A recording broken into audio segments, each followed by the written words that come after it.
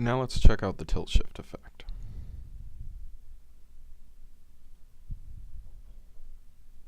And we'll check off the iris blur effect so that we can focus on tilt shift.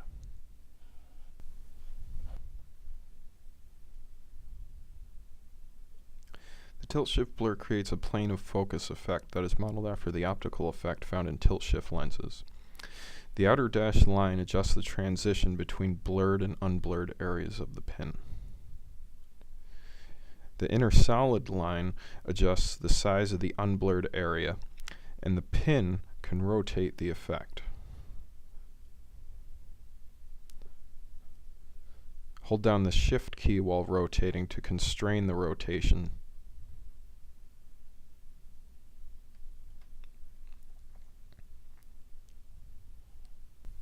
The distortion slider can be adjusted to change the bottom plane of blur into a circular effect or a vanishing point effect. The pin is used as a point of reference for each of these effects. So if you move it side to side, you can see that the vanishing point effect is following the pin. That might be easier to see if we apply some light bokeh to the image.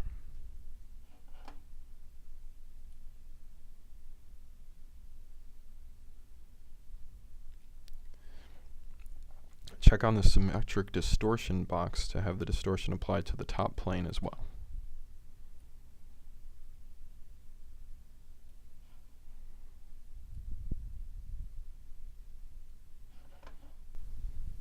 The light bokeh I just applied is found in the Blur Effects panel. These effects apply to all Blur modules. In this panel, we can add light bokeh. We can add color to the bokeh.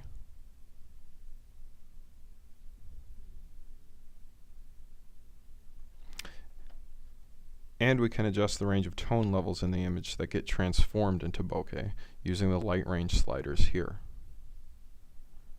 So this range is in the highlights of the image, but we can also adjust it to add bokeh to the midtones in the image instead for different effect.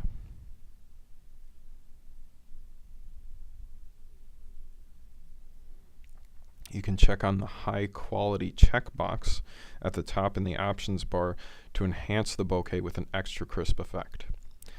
This requires more performance to preview though, so you may want to check it on at the end of your workflow. Now let's take a look at some extra advanced features in Blur Gallery. So first we'll exit out and we'll add a grid line.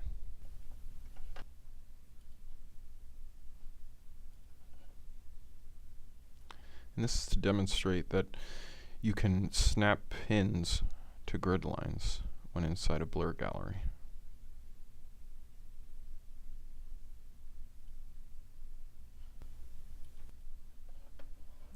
Okay.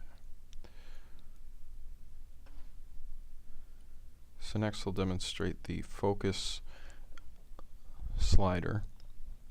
And you can adjust the focus amount slider to add a proportion of total blur to what would normally be the unblurred area of the image. So in this case we can set this to 50% and we'll see that the unblurred area of the image is now blurred by about half the amount of the rest of the image.